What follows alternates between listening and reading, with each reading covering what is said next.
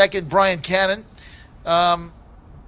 We just want you to weigh in here about the Virginia House Democratic debacle. And now Kirk Cox, who's going to be joining us at 8:30, offering the two alleged victims from Justin Fairfax the accusation made to come in and testify either at the full House committee or at the courts of justice with 5 Republicans and 5 Democrats. And the Democrats are blocking it, but I thought they were the ones that wanted it. I thought so too, John. I focus on only redistricting, but then you can't miss these kind of scandals and things going on. And I think just everybody in our country and beyond, and in the state, just wants some clarity in this. You can have a plan, you can have competing plans, but I think there's only one on the table, right? For how to go forward and have any kind of investigation. There's only the Speaker Cox's plan. Here's what you can't do. You can't do nothing. Yeah, exactly. And let this thing fester, because people are going to go, okay, well, 2 women came forward and accused this guy of sexual assault, and then nothing happens for 2 weeks. And it's just like, wait a second. Not talking about this, denial is not an answer. And you're the party that believes women. You folks are leaving town, going home to primary fights, where this is an issue. Something that we said earlier, probably the people who are most attuned to what is going on here in the behind-the-scenes stories are Democratic primary voters in Northern Virginia. Mm-hmm. Yeah, absolutely. Well, just have something. You're right, Chris. You can't do nothing. That's the only option you don't have. Say, well, in March, we're going to have X, or in April, we're going to do Y. You can't just go, hey, look, it's time to adjourn. We'll see you later. This has been great. We'll see you next year, folks. I mean, Ben Tribbett nailed it. The lack of leadership is just absolutely frightening and appalling from Eileen Filler-Corn. That really is way in over her head. And we all said this was going to happen. Eileen's a really nice lady. I mean, she's just, her offices, I could look out the door and see her office from where we are right now. She's a very nice lady with a wonderful family, but she is not cut out for this, Brian. She did not bargain for this.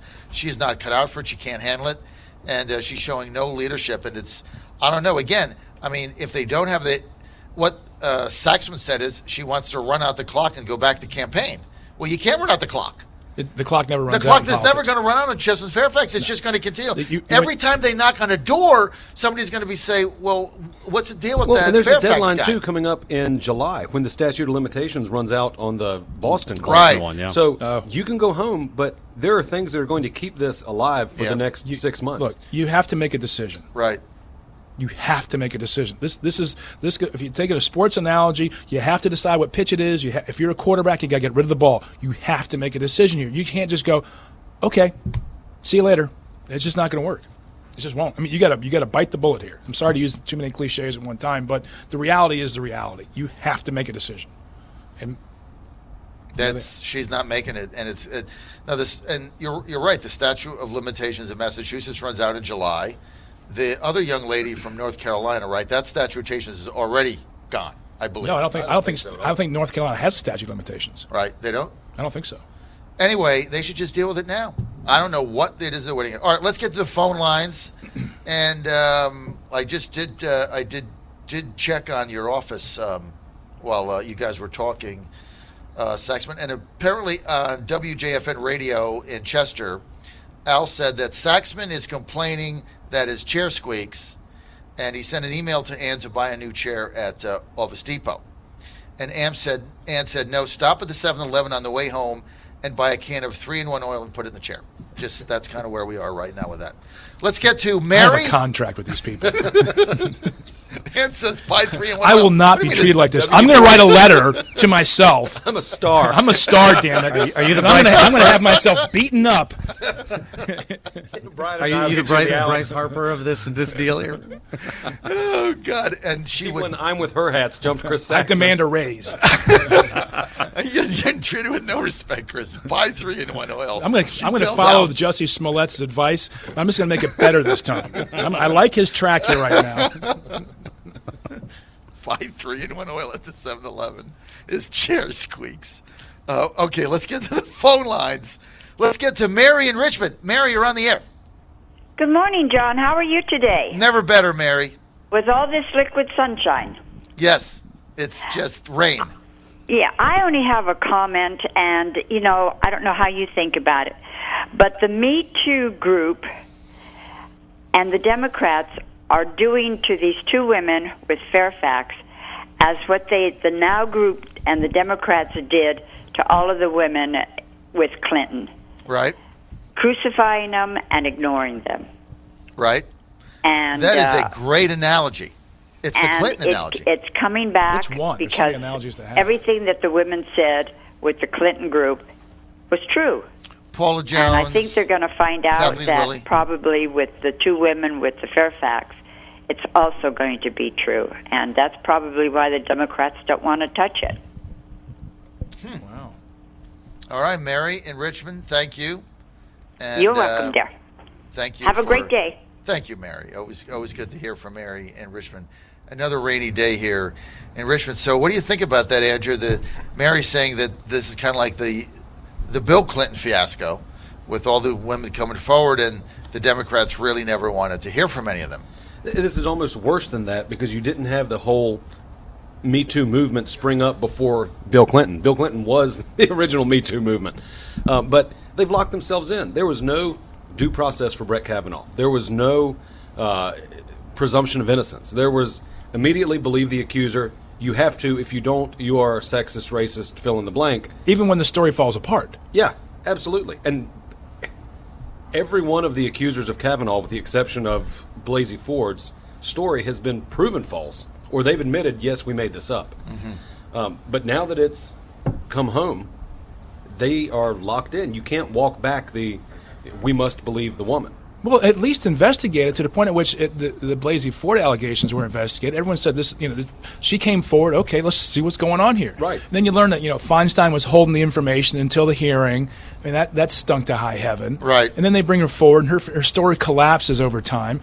This is their due process. You just can't you can't make these allegations against people and have it not be investigated to determine what's actually credible, the truth. Justin Fairfax has a right Absolutely. to be exonerated. Absolutely. To have these people vetted by the media, by other entities, to give him the chance to defend his name to his family and to his friends. Doing nothing is no leadership, and it is an option. It's not an option, and that's where Eileen Filler-Corn is right now, and that's why this thing is such an incredible debacle.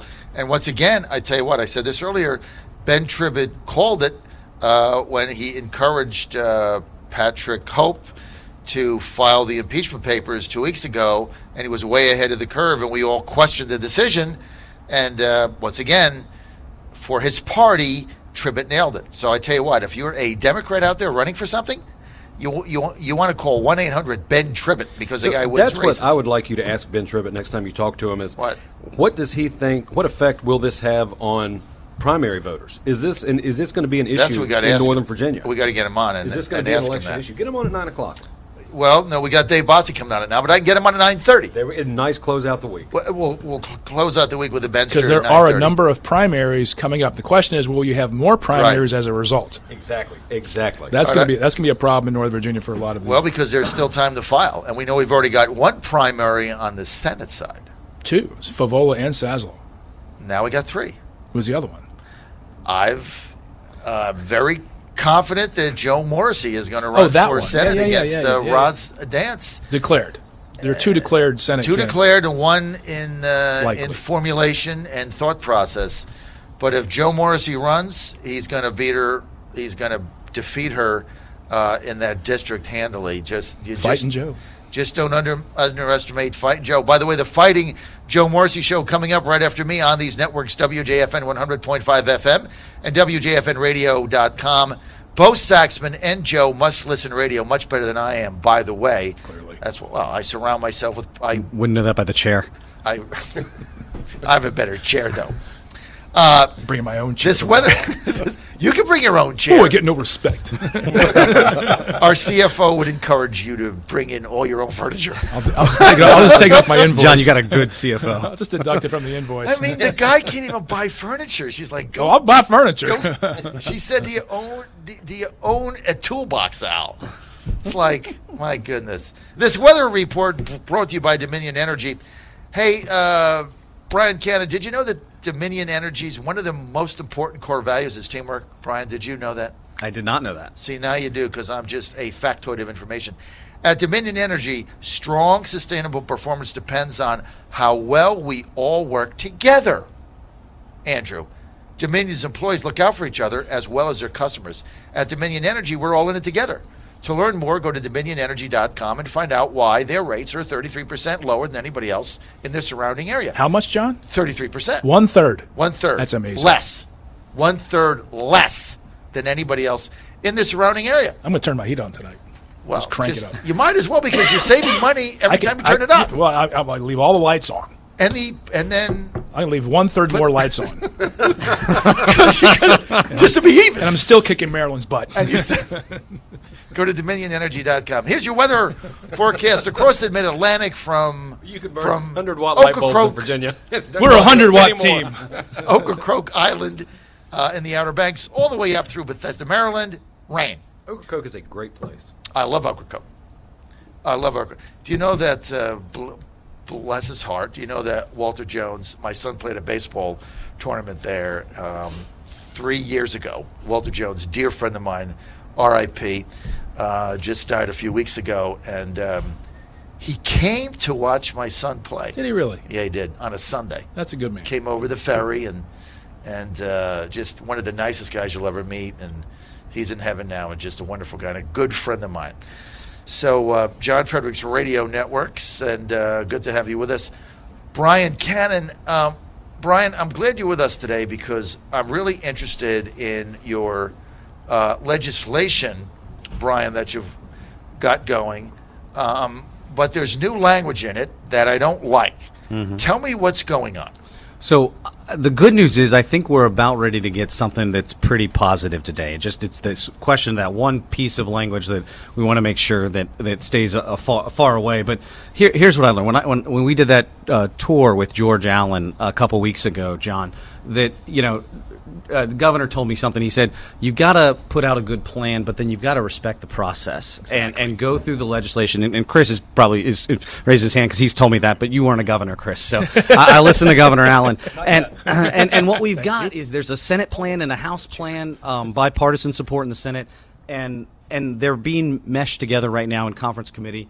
I feel pretty good about where they're going to land up. We're going to have a process that makes us better than Maryland and makes us better than North Carolina. 33% better? 33% better, at least. But I am worried. There's a bit of language in the House plan calling for political parity based on the last gubernatorial election, and there's some complexities to that we get into if you want. But the real problem with this is I'd like to have a redistricting process that's boring, that is just based on population and just clean and easy and transparent, and nobody gets into a fuss about it. But if you add something like that in, you're inviting all of the national lawyers to just come camp out in the Eastern District of Virginia's federal court system and file lawsuits. I mean, Mark Elias is going to get a new beach house because of this. So you had a nice, clean bill the last time we talked. It was nice and clean. Yes. Right? There was a few compromises in it, but you were fine with it, mm-hmm. and it was nice and clean. Who added this and why? We don't know for sure. It looks like it came from the House side. Obviously, it comes from the leadership in some way or another. So it came from the Republican leadership side. Yeah, and let me say that Mark Cole as chairman of P&E has been excellent in this process. Tell our audience what P&E is. They have no idea what it is. Good point, John. Privileges and Elections. That's the committee that I live in for redistricting reform. And he's been great helping us get there, and as Chris would say, working the legislative process. But I'm real concerned that we've got a litigation boondoggle in that piece about political parity. Why screw up something that was working? Like, why put this stuff in? It's all gobbledygook nonsense. Well, I hope they won't. I hope they're listening. I know that we've got good folks giving them some good advice. We've provided them with materials. Right now, it's just down to 7 people in a conference committee, and we just need a clean. Let's keep local boundaries together and keep it easy. So you want to get this language stripped out, talking about gubernatorial races and the percentage. What does this have to do with with a clean redistricting bill so that it can be fair for everybody. What does the percent vote for a gubernatorial candidate have to do with any of this? Well, if you could read it in a way, and I'm not 100% sure because it's a little unclear, which is part of the legal problem to it. But you could read it in a way that says in 2021 we should redistrict based on either the top 2 vote getters based on that percentage. In this case, it would be Northam at 55 and Gillespie at 45. So we would have 55 House Democratic seats and 45 House Republican seats. I can't imagine that's what the House leadership wants, but that's a plausible interpretation that I think is bad. So what do they want? I think what they're doing here, if I may, is the redistricting would be based on gubernatorial results versus an aggregate or an average of most recent statewide results. So you're not taking in Senate races, you're not taking in presidential races, you're not taking in primaries. You're basing it on the gubernatorial outcomes. Why should the outcome have to do what should a outcome of results have to do with district lines? I don't get the correlation. Yeah, because when you let politicians do it, they always try to make sure the district lines get you your outcome. That's why get this crap out of the bill and let's just again. This could be part of the negotiating tactics that go on. You put an amendment the other side's not going to like, and you make them strip it out, but you get something else in return. And this is how the process is played out. This sausage is made. This is the sausage. Saxmanese. I wouldn't say I was unsuccessful at it. You were good at it. Everybody said you were good. I'm just saying. I think I see the. I think I see the path. Everybody knew when you were here you were the deal maker. I got some things done. I know. Everybody went to He's you. Persuasive. Both sides went to me. He was like the clearinghouse. He was like the doctor of love. Hey, I had good chairs. They didn't squeak. All right. So Brian, where do we go from here? I hope in the next couple of hours we're going to have a good report from the conference committee that we can all get behind, and we can take that big leap forward and be better than Maryland and North Carolina. If folks want to follow us, reformvirginia.org is the best way to keep up. Brian Cannon, One Virginia 2021. Now, Brian, suppose out of the committee P&E, privilege and elections today, suppose they still got some of this crap in here. What do you do then? Well, if it's worded the same way, we're going to have a real hard time supporting it. But if we can, if they tweak it or we figure it out or we get it out altogether, I think the framework's there for a good deal. I am cautiously optimistic on this very rainy day. Who's your advocate in there in that committee? Mark Cole, Jill Vogel, George Barker. I think those are our best on that. Vote. What a interesting combination. Redistricting makes for strange bedfellows. Vogel, Barker, and Cole. Mm-hmm. That is very interesting. Yeah, they've taken real leadership roles in this. Couldn't get a more diverse group than that. Are they the principal negotiators and everyone else is going to sign off on it? Is the 7 really 3? Maybe. I don't know. I mean, you know these guys. This is the first time we've ever gotten this far. A lot of conference committees don't necessarily have everyone at the table going, okay, well, what do you think? It's like you go 3, figure it out, and get back to us. And if you guys can come up with it, we'll agree to it. Because they got other conference bills going on. There's a lot of other stuff going on. Yeah, I think it's possible. I think that I hope they're driving the show because I think all 3 of them get where we need to go. I think you got 3 straight shooting people there. Yeah, really do. All right, we're going to find out. Brian Cannon for One Virginia 21. Thanks for joining us.